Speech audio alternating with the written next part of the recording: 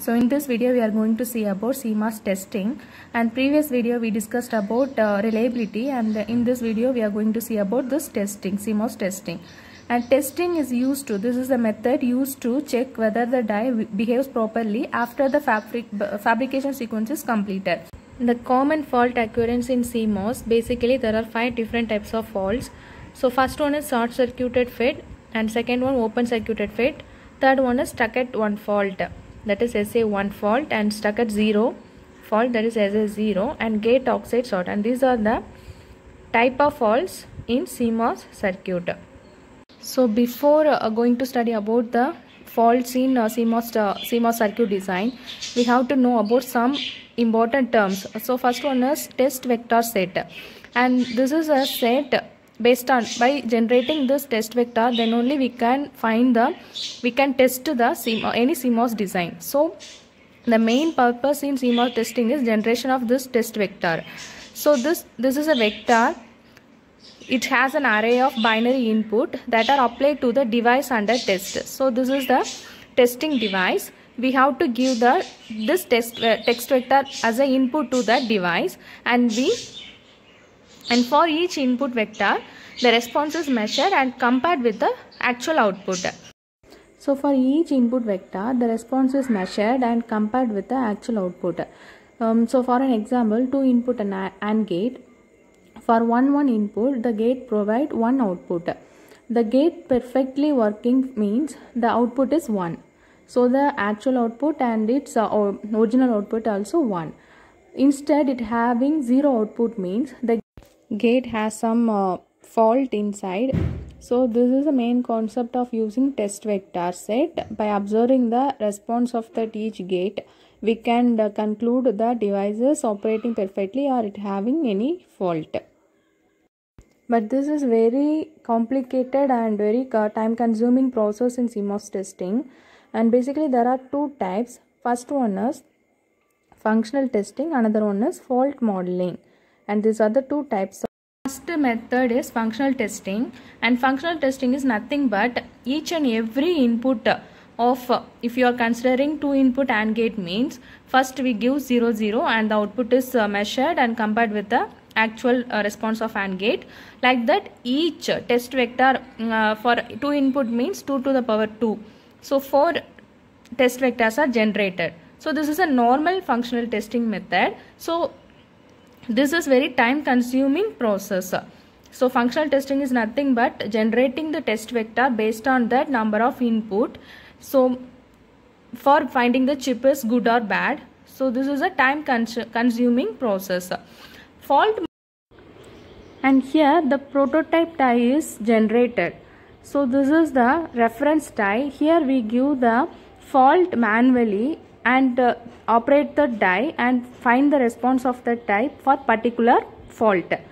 For an example, if you want to find the short circuited die output, we have to manually short that device or die, and we find the response for that short circuited die and take that as a reference, and the actual die response is compared with that reference output. And if the die also having the same response means, we can conclude that the die also short circuited in at any point. And further, the short circuited path is identified using different method. We will see about the method for finding the fault in that circuit in next video.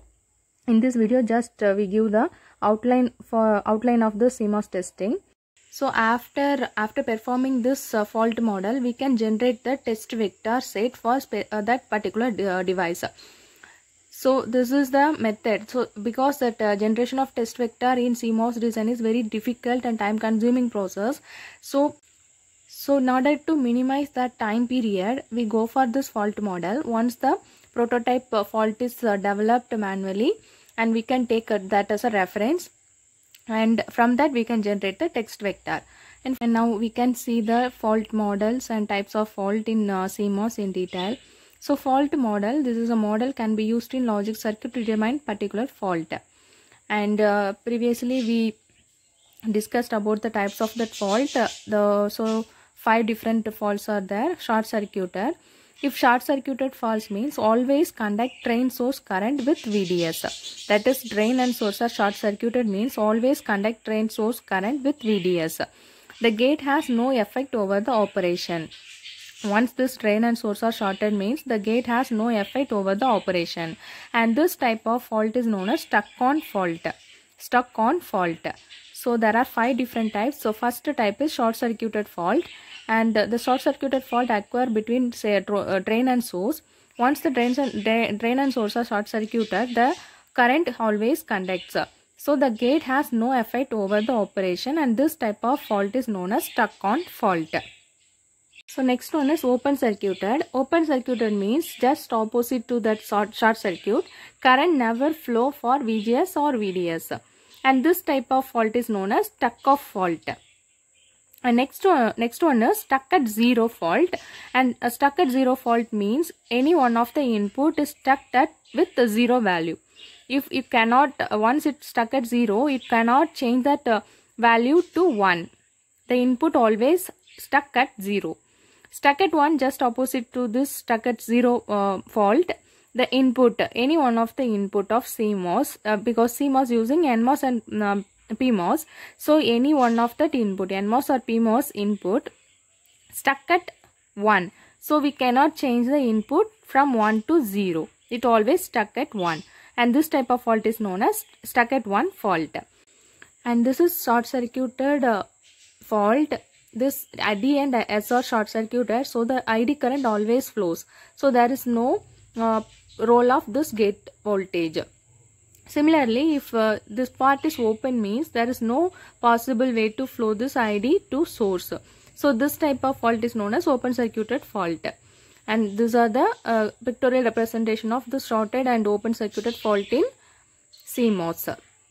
And similarly, this is known as stuck at 1 fault. That is, the gate is connected to VDD. The gate is connected to VDD. That is known as stuck at 1 fault. So gate always get the input as 1. So connected to VDD. Or this drain and gate are shorted. That also known as stuck at 1 fault. So this drain always connected to VDD. So now in this condition also known as stuck at 1 fault. Similarly, this gate is connected with ground.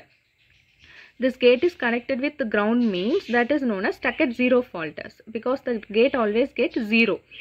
So that is known as stuck at 0 fault. So another one fault is gate oxide short fault, and this occurs when the insulating gate oxide has a defect and gate material contacts the substrate. So the contact between gate and substrate. In this case, this fault is occur. Gate oxide short fault, GOS. Gate oxide short fault. When the gate contact with this substrate, this type of fault is known as gate oxide short fault. So this is a pictorial representation of this GOS, and here this N polycate, this contact with the p-type substrate. This form the PN junction here, so it will increase the reverse bias current. So for this condition, in GOS condition, the device it provide more reverse saturation current. There are 2 testing methods are available. First one is gate level testing, another one is IDDQ testing, and this is by checking the reverse saturation current we can find the fault also. So these are the 2 testing methods available in CMOS design. Next we see about the gate level testing, and gate level testing is nothing but the finding the fault by finding the response of the gate, and this is commonly used for finding the stuck at faults.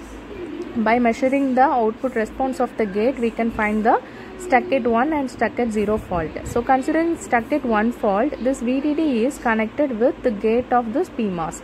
So this A is always getting 1 input. So A is considered as stuck at 1. So this is known as stuck at 1 fault. Similarly, this P is that NMOS gate is connected with the ground. So this P input always gets 0 input, and this is known as stuck at 0 fault.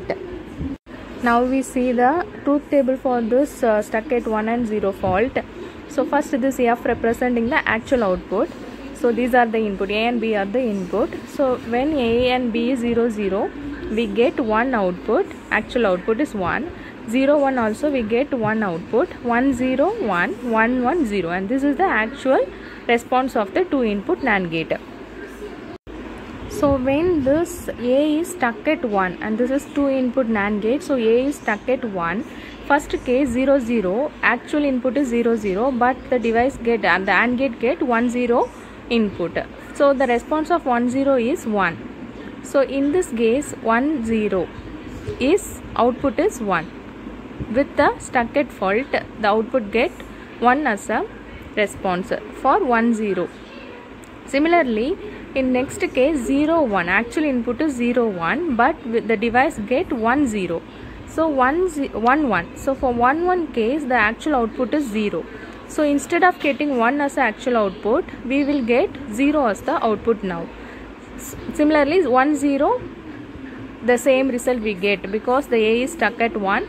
Similarly 1 1 also we get same result. So by comparing the response of this stuck at 1 fault with this F value, we can conclude the A is have a stuck at 1 fault, and the test vector for finding the stuck at fault here is 0 1.